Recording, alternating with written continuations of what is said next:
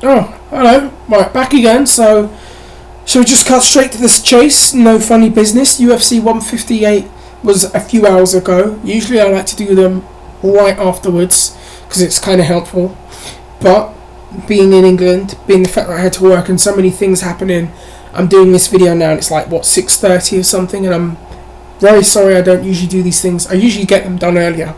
So, what I did see, I saw Jordan Main versus Dan Miller. I'll tell you what, stunned that Dan Miller lost, but happy to see a guy from Strikeforce come over and do well. A lot of the Strikeforce fighters are really coming in, wanting to make an impact. The show before that, Tyron Woodley, gets a knockout within the first 18 seconds of the fight.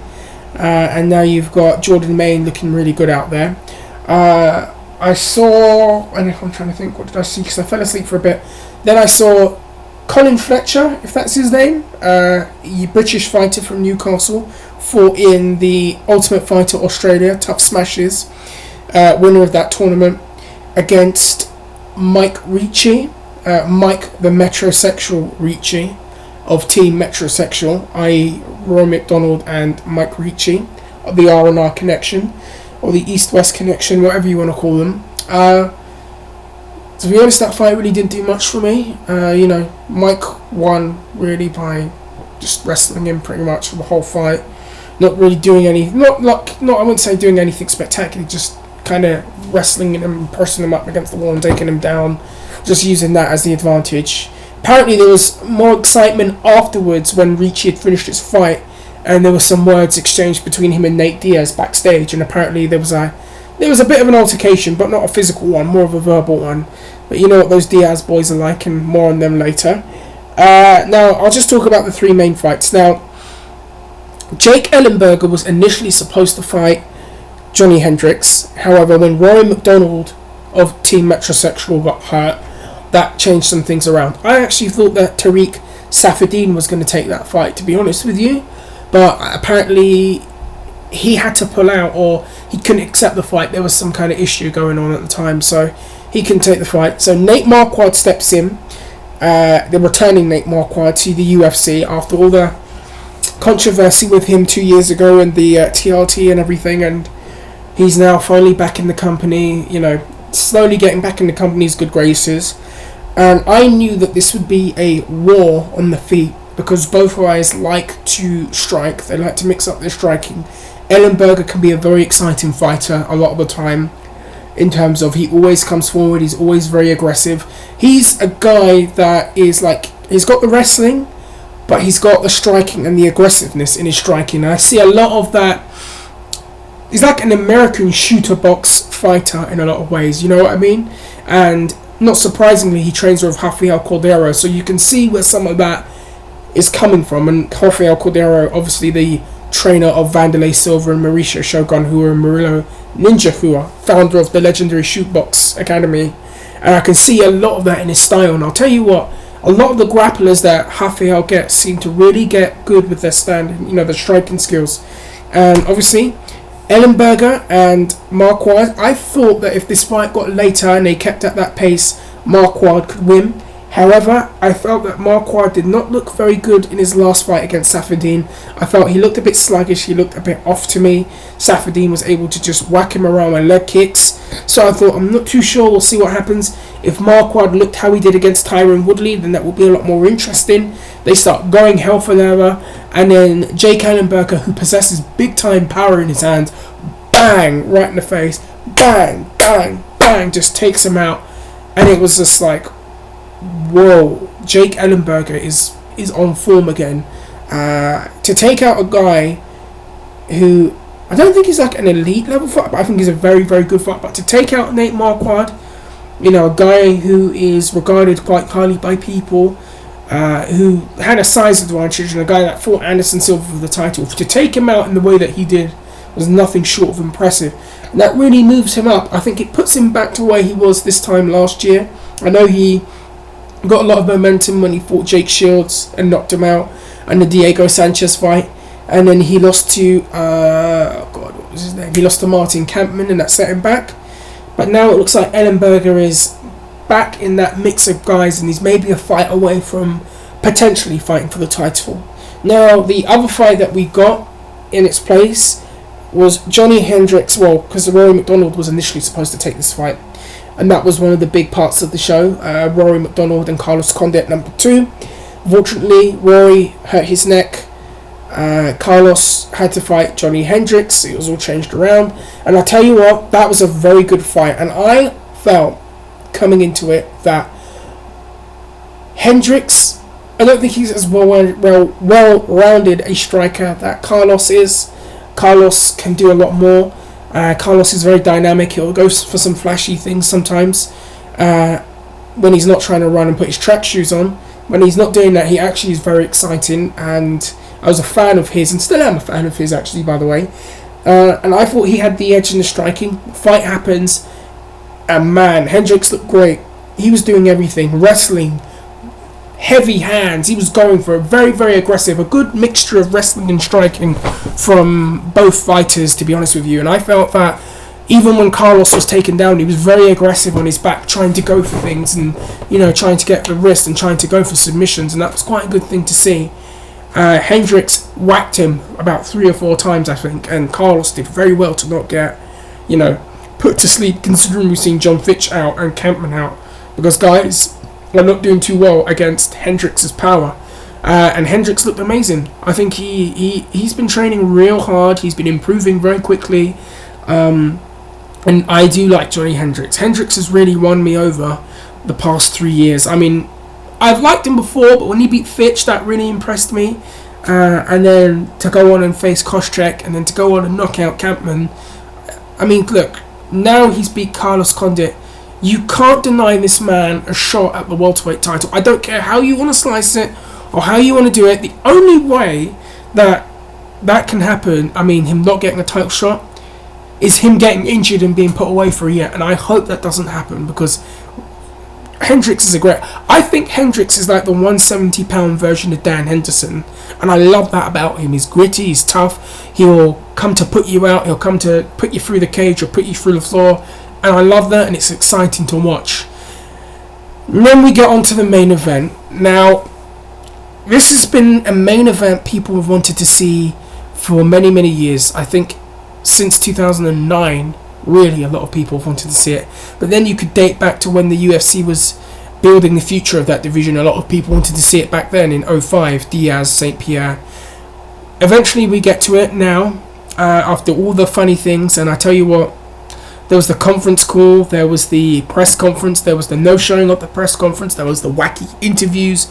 I felt that Nick kind of acted up a bit, but I also think he was trying to get George emotional. And if you watched my preview video, that was what I was getting at. I think that Nick, if he gets George emotional and makes George fight with his ego and not with the game plan that he had in mind, set in stone, that he would beat George. And I think that everything that Nick was doing that week was designed to make George emotional. The way he was carrying on in the conference call, the way he was carrying on at the press conference, accusing him of being on steroids and saying all kinds of things to George, I felt that they were designed to make George get worked up. And the fight happens, and I'll tell you what, I don't disagree with people who think and who have said this. George has changed a lot since the Matt Serra fight, and I don't disagree with people. I remember prior to that, George mixed things up a lot more. I think he's got very good striking. I'm not saying he's got K1 level striking, but very good striking in MMA. I remember watching his earlier fights and being very entertained and excited by them, and not just by the striking and the wrestling and the grappling, but also he came in with a killer instinct to put guys out and to just wipe them out of the game, literally. And he would do a lot of innovative little things. I remember when he fought Matt Hughes and he did this nice little combination and hit this low kick to Matt Hughes' ankle and took him off with his feet doing that. And we don't see George do some of those things anymore. We don't see the axe kicks. We don't see that aggression. I think the closest thing we got to that was when he fought Carlos Condit in November, and it looked like George had that killer instinct, that edge back, because he was really, really going for the finish, elbows and everything. However, this fight happens, and while again, I can't say that George done anything terrible. He fought Nick the way that he needed to. He neutralized him. He used his athleticism and his strength and his wrestling to control Nick. And he didn't do anything technically awful. He looked very good out there. But still, considering all the hype behind the fight and the fact that, there was all this talk about, I'm going to give Nick Diaz the worst beatdown he's ever had, he's disrespectful, blah, blah, blah. It was quite tame in that respect. While he looked great and he dominated Nick, it wasn't what we thought. And again, I don't blame people who were frustrated by that. Now, there's two sides of that argument in a lot of ways. I've just said what I've said. But then, in the other hand, I think a lot of people, after the fight was done, kind of just blamed George St. Pierre solely and said, oh, the reason why this fight sucked was all George St. Pierre, blah, blah, blah. It was all George St. Pierre's fault. George didn't do this, George didn't do that. And I will say this, and I know, what's that bird's name on Facebook that I've got? Oh, God, that presenter on ESPN. Oh, Molly Querim, or whatever her name is. Look, she put something on one of her statuses, saying, oh, why can't he finish Nick Diaz, blah, blah, blah, going off on George. I'm not one of those guys that will agree with a woman just because she's good looking or I find her good looking. My argument, and I swear I put it on the thing if you've not seen it, I said, look, while that wasn't the most entertaining fight to watch, Nick is not a scrub, he's not a can. You're talking like Nick doesn't have a chin and he doesn't have grappling. Nick has a chin and he has grappling and he has great cardio. He's a tough fight for a lot of people. He's an elite level fighter. When you have two guys at the elite, you're not always going to get, a complete destruction stoppage all the time. Sometimes you're going to have fights like that, and I thought that was part of the problem. And also, if people want to just say, oh, it was all George St. Pierre's fault, you also have to understand, Nick was not able to defend George's wrestling. It's not like Nick didn't know that was going to happen. Nick had been saying it for years when this fight had been coming up. George is going to take me down and hold me down. That's what he's going to do. That's what he's going to do. And it's not like Nick didn't know that. And we don't know what went on in Nick's camp. But I'm sure he's not that stupid. He could have addressed, that area of the game so that George couldn't take him down and he could make it the fight he wanted. Nick couldn't make it the war that I think we had all hoped. And this is coming from me. I'm a bigger Nick Diaz fan and a fan of George St. Pierre. I prefer watching Nick fight, but I'm not going to, completely suck the guy's willy and say, oh, it's all true.